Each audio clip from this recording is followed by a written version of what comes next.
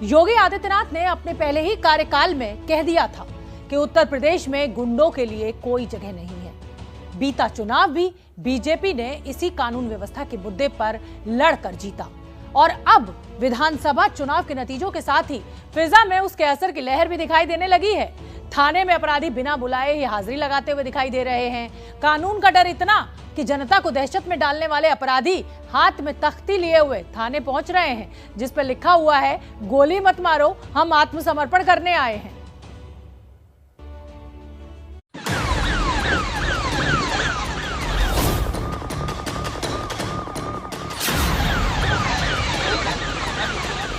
सत्ता के संरक्षण में पल रहे गुंडे, माफिया, अपराधी, लुटेरे, ये सब के सब मेहरबानी करके तो उत्तर प्रदेश छोड़ करके चले जाएं, और अगर उत्तर प्रदेश में रहेंगे तो फिर उनके लिए 2 जगह होंगी। मुझे लगता है उस जगह कोई भी नहीं जाना चाहेगा और उसके बारे में तय करने क्या होना है।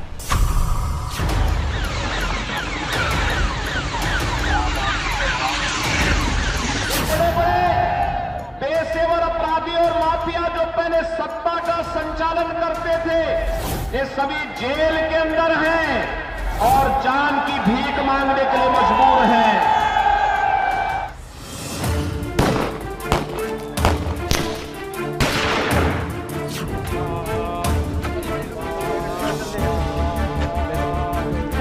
अंतर्राज्यीय चैन स्नैचर है। करीब 20 घटनाएं कई थानों में इनके द्वारा कारित की गई हैं। जवाबी फायरिंग में पुलिस टीम ने उस पर फायर किया, जिसमें उसके पैर में गोली लगी है।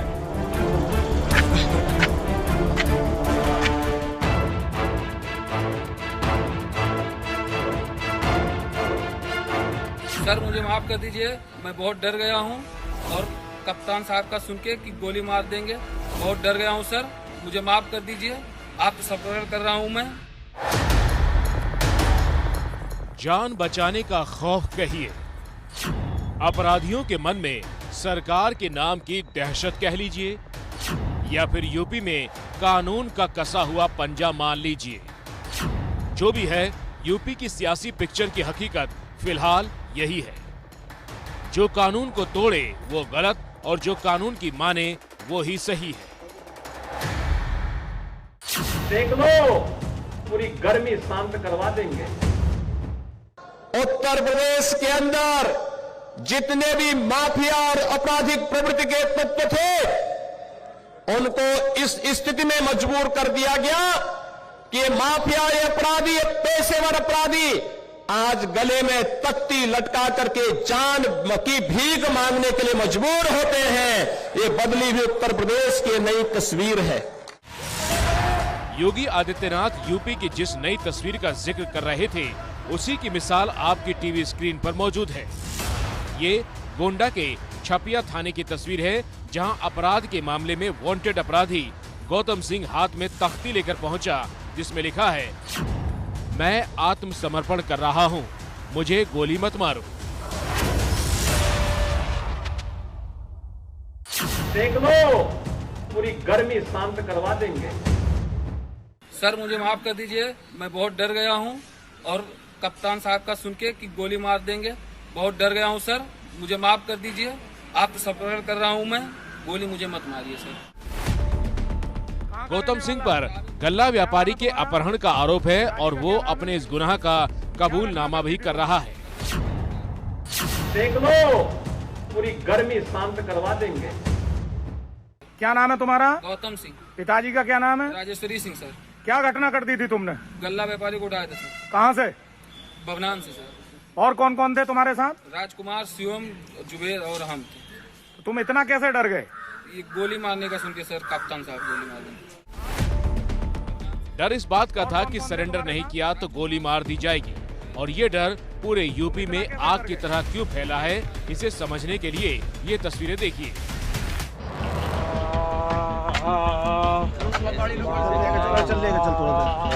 सफेद पैंट और गुलाबी शर्ट पहने एक शख्स को 2 पुलिस वाले सहारे से ले जाते हुए दिखाई दे रहे हैं। सहारा इसलिए देना पड़ रहा है क्योंकि इसके पैर से खून निकल रहा है, और खून इसलिए निकल रहा है क्योंकि पुलिस की मुठभेड़ में इसके पैर में गोली लगी।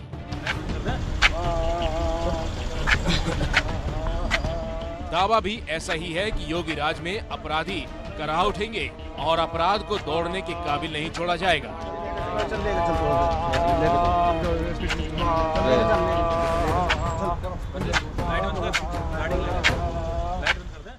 दरअसल गाजियाबाद में पुलिस और बदमाश कमर उर्फ कल्लू के साथ मुठभेड़ के बाद ये तस्वीरें सामने आई। पुलिस के मुताबिक बदमाश कल्लू हरियाणा, राजस्थान समेत यूपी के अलग अलग इलाकों में चेन स्नैचिंग की वारदात को अंजाम दे चुका है। कमल उर्फ कल्लू जो अंतर्राज्यीय चैन स्नैचर है, इसको इंदिरापुरम पुलिस ने इसके साथी के साथ पकड़ा था। पूछताछ में इसने अपने एक और साथी का नाम बताया था, जिसको पकड़ने के लिए पुलिस टीम के साथ जा रहा था। इंदिरापुरम क्षेत्र में ही 5-6 की पुलिया के बीच में किसी बहाने से ये नीचे उतरा और सिपाही रिवाल्वर लेके भागने का प्रयास किया और जान मारने की नीयत से पुलिस टीम पर फायर भी किया। जवाबी फायरिंग में पुलिस टीम ने उस पर फायर किया, जिसमें उसके पैर में गोली लगी है। देख लो, पूरी गर्मी शांत करवा देंगे। 2022 की चुनावी रैलियों में भी योगी आदित्यनाथ ये बताना बिल्कुल नहीं भूले थे कि बीजेपी सत्ता में वापस आई तो जो अपराधी दहशत की दुकान चलाते थे वो योगी राज में थर-थर कांपते हैं। देख लो, पूरी गर्मी शांत करवा देंगे। जो अपराधी खौफ और दहशत का एक माहौल बनाते थे, आपने सत्ता बदलते ही आपके वोट की कीमत ने आज उन अपराधी और माफियाओं को गले में तख्ती लटकाते हुए और ये कहते हुए सुना होगा कि जान बकस दो, मैं ठेला चला करके पेट भर लूंगा लेकिन अपराध नहीं करूंगा। और देखिए यूपी विधानसभा के चुनाव नतीजे आते ही यूपी के सहारनपुर से क्या तस्वीरें आई है। तस्वीर में 4 लोग हाथ जोड़े दिखाई दे रहे हैं। बीच में एक महिला है। दरअसल ये चारों भाई हैं और महिला इनकी मां है। चारों भाई शराब की तस्करी का धंधा कर रहे थे। सोमवार दोपहर को चारों भाइयों ने अपराध और शराब के धंधे से तौबा की और माफी मांगते हुए कहा कि वो मेहनत मजदूरी करके अपना परिवार पालेंगे। तस्वीरों में जो होता दिखाई दे रहा है उसी बात को गृह मंत्री अमित शाह अपनी रैलियों में दोहरा रहे थे और आंकड़ों के दम पर दोहरा रहे थे। उत्तर प्रदेश के अंदर 2017 में भारतीय जनता पार्टी की योगी आदित्यनाथ की सरकार बनने के बाद ये सारे के सारे गुंडे उत्तर प्रदेश की बाउंड्री के बाहर। 2017 के बाद 2022 में आपके सामने आया हूं, भारतीय जनता पार्टी का रिपोर्ट कार्ड लेके आया हूं। अमित शाह ने कहा था कि वो डेटा लेकर आए हैं, इसलिए डेटा से ही समझते हैं कि वाकई यूपी में अपराध कम हुआ है। इसे क्राइम रेट से समझते हैं। क्राइम रेट यानी 1 लाख की आबादी पर कितना अपराध हुआ। नेशनल क्राइम रिकॉर्ड ब्यूरो के मुताबिक 2016 में यूपी में हत्या का क्राइम रेट 2.2 था, जो 4 साल बाद 2020 में घटकर 1.7 हो गया। यानी हत्या के मामलों में 23% की कमी आ गई। ठीक इसी तरह 2016 में यूपी में बलात्कार का क्राइम रेट 4.6% था, जो 4 साल बाद साल 2020 में घटकर 2.5% हो गया। यानी 4 साल में बलात्कार की घटनाओं में करीब 40% की कमी आई है। जबकि 2016 में अपहरण का क्राइम रेट 7.3 है, जबकि 4 साल बाद 2020 में ये घटकर 5.6 हो गया। यानी योगी राज में अपहरण के मामलों में 23% की कमी आई है। योगी जी के शासन में अपराधी किस तरह खुद भागकर जेल गए और मांग करते रहे कि हमें बंद कर दो। वो सालों से इस चुनाव का इंतजार कर रहे हैं।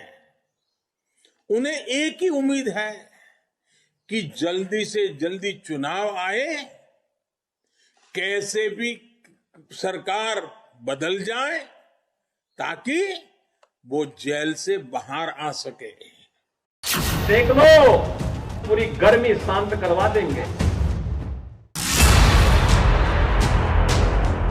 ये बातें यूं ही नहीं कही गई थी।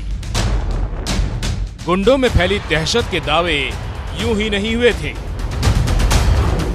इस वक्त टीवी स्क्रीन पर शामली के कैराना की तस्वीर है। तारीख थी 23 सितंबर 2021 जब 2 बदमाश थाने में सरेंडर करने पहुंचे थे। योगी सरकार 1 हो या फिर योगी राज 2, तस्वीरों में बहुत ज्यादा फर्क नहीं आया है। ताजा तस्वीर सहारनपुर के चिलखाना थाने से आई है, जहां संगीन मामलों में जेल में जा चुके हिस्ट्री शीटर थानों में लाइन लगाकर हाजिरी दर्ज करवा रहे हैं। देख लो, पूरी गर्मी शांत करवा देंगे।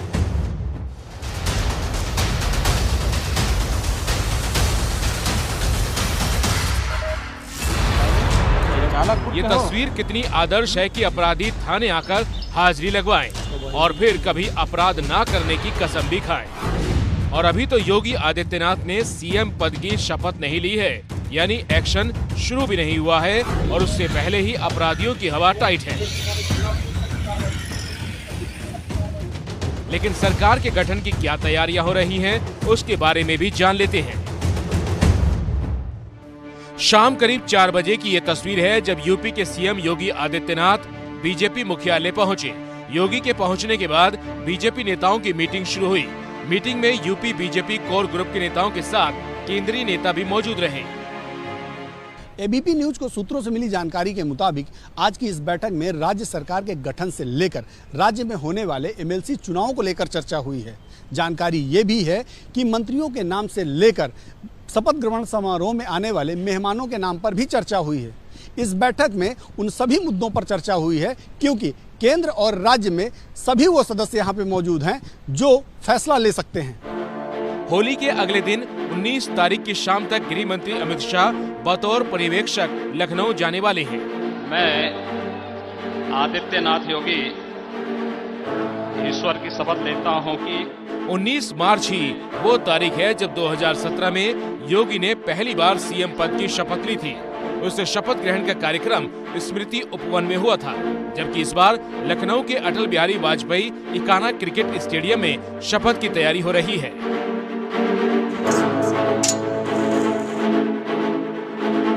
बिल्कुल बाईं तरफ आप जो जगह देख रहे हैं जहां मिट्टी की खुदाई हो रही है, यहाँ भी कुछ कंस्ट्रक्शन का काम कल शाम से शुरू हुआ है और इस जगह पर जब मुख्यमंत्री शपथ लेने आएंगे तब एक भव्य आयोजन होगा जिसमें बड़ी संख्या में प्रदेश भर से लोग बुलाए जाएंगे। बताया जा रहा है कि पूरे 403 विधानसभा सीटों से जो अलग अलग गेस्ट हैं उनको बुलाया जाएगा, साथ ही जो विशिष्ट अतिथि हैं और जिसमें प्रधानमंत्री नरेंद्र मोदी, गृह मंत्री अमित शाह, रक्षा मंत्री राजनाथ सिंह, बीजेपी के राष्ट्रीय अध्यक्ष जेपी नड्डा समेत केंद्रीय मंत्रिमंडल के तमाम सारे सदस्य होंगे।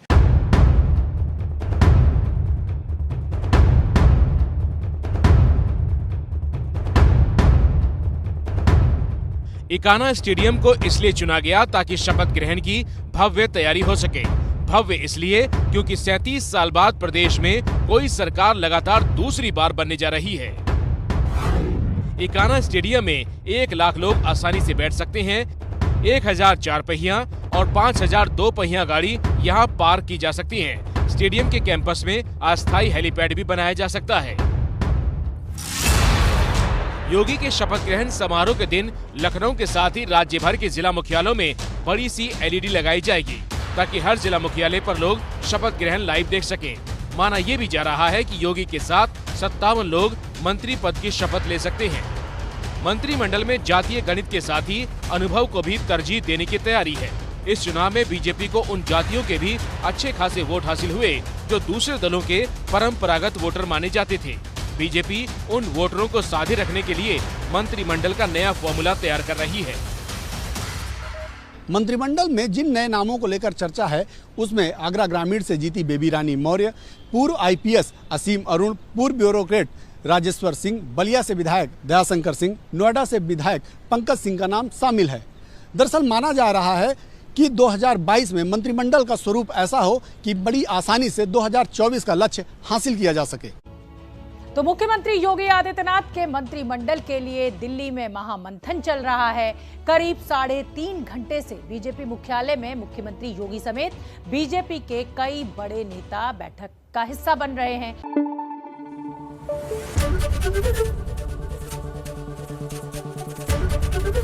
एबीपी न्यूज आपको रखे आगे।